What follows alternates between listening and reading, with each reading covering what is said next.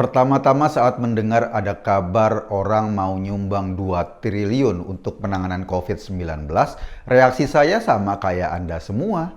Ya seneng, uang rakyat lagi susah, butuh banyak orang baik yang mau membantu kesusahan tersebut. Tapi ketika melihat jumlah duitnya, saya sih agak sedikit menahan diri ya. 2 triliun itu banyak loh. Nolnya aja ada 12 biji, bijinya ada 2. Kalkulator aja nyerah. Apalagi ketika terhembus kabar bukan hanya 2 triliun itu, tapi mau ditambah sampai 100 triliun. Kalau 100 triliun jumlahnya lebih besar dari APBD Jakarta dalam setahun. Untung Pak Jokowi belum meresponnya. Wong yang kemarin yang 2 triliun aja juga belum dicairkan. Wah, dengar kayak gini saya makin gerah. Kayaknya ada yang aneh nih. Tapi mikirin bahwa ada yang aneh terhadap orang yang mau nyumbang, saya merasa agak bersalah juga. Gimana kalau ternyata benar? Masa saya mau seujon sama orang yang baik?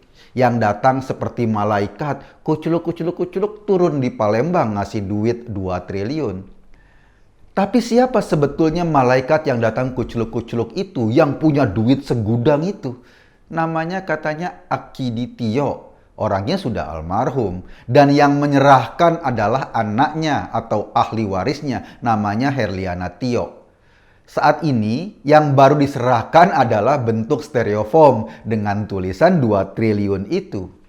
Pertanyaannya siapa sih Akiditio? Siapa juga anaknya Herliana Tio? Itu yang menjadi orang mau tahu dan menjadi pertanyaan besar sejak awal.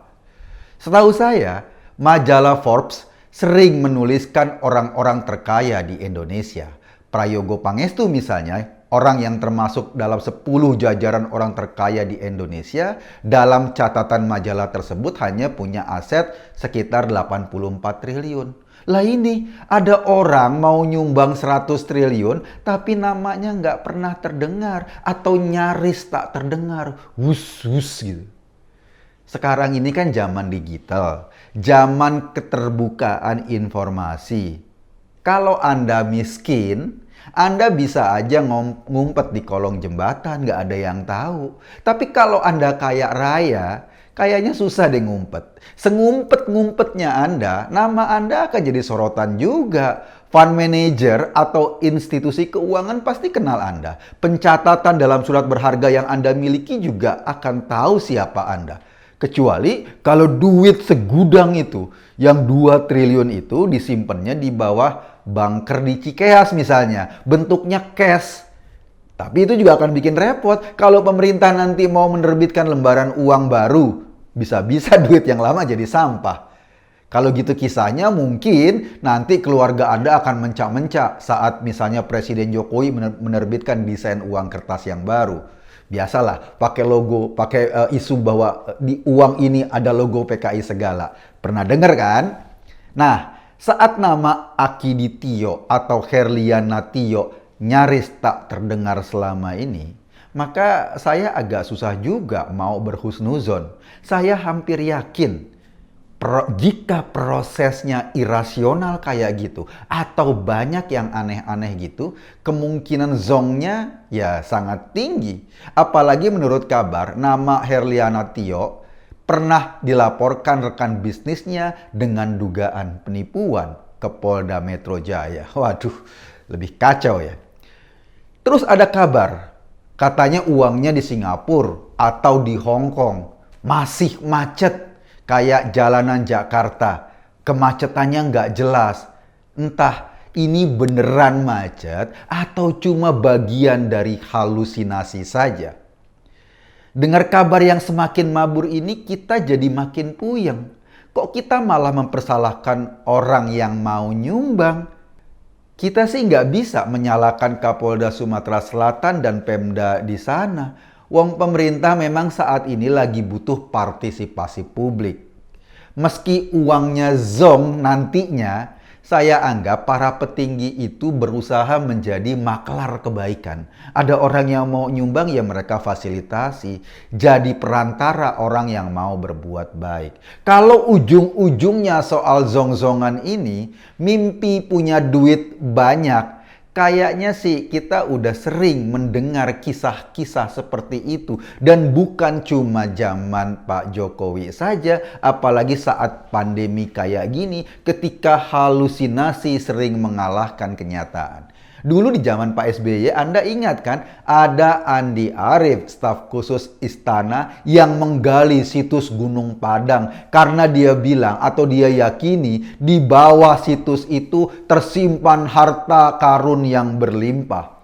Ketika proses penggalian, para arkeolog resah karena tindakan itu merusak bangunan sejarah. Tapi Andi Arief kayak orang mabuk narkoba, dia nggak peduli. Ujungnya saat penggalian bukan harta karun yang didapat, cuma ada cacing tanah yang ditemukan di sana.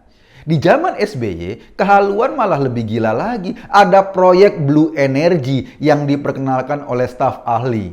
Namanya Heru Lelono. Katanya ia bisa membuat bahan bakar dari air. Bayangin, dari air putih bisa jalanin mobil. Bahkan kehaluan jenis itu sempat diselipkan dalam pidato presiden dalam konferensi iklim dunia, didengar oleh utusan seluruh dunia sambil nyengir-nyengir mereka. Dan hasilnya, wow, gak jelas. Mereka seperti mengabaikan aspek rasionalitas dalam pikirannya. Kayak orang percaya pada babi ngepet. Mau nyari duit, mau kaya, tapi kerjanya gampang, tinggal jagain lilin. Masalahnya dalam kasus Herliana Tio ini, dan sumbangannya yang 2 triliun itu, expose-nya sudah kemana-mana. Niat baik keluarga itu, iya kalau benar ya, memang niat baik, bukan ada modus di belakangnya. Bukan hanya sudah dicatat oleh para malaikat, tapi juga dicatat oleh wartawan media dan para pengguna media sosial di Indonesia.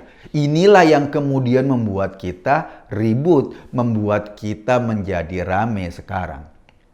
Tapi sekali lagi, saya melihat memang proses sumbangan 2 triliun ini agak-agak irasional.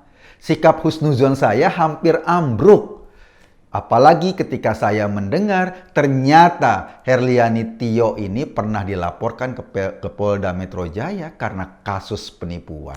Aduh, makin pusing kita. Kasusnya terus bergulir sekarang. Sementara orang-orang semua nunggu 2 triliun itu kapan cairnya. Kalau saya sih sebaiknya udah deh lupain. Semakin nggak rasional, semakin aneh prosesnya, akan semakin tinggi juga peluang zongnya. Dan kasus Herliana ini potensi zongnya juga sangat luar biasa tinggi. Jadi mending nggak usah kita pikirin lagi. Biarin aja orang yang punya nama Zong yang mikirin. Kita nggak usah mikirin. Saya hanya mengajak Anda berpikir, kesimpulannya ya terserah Anda.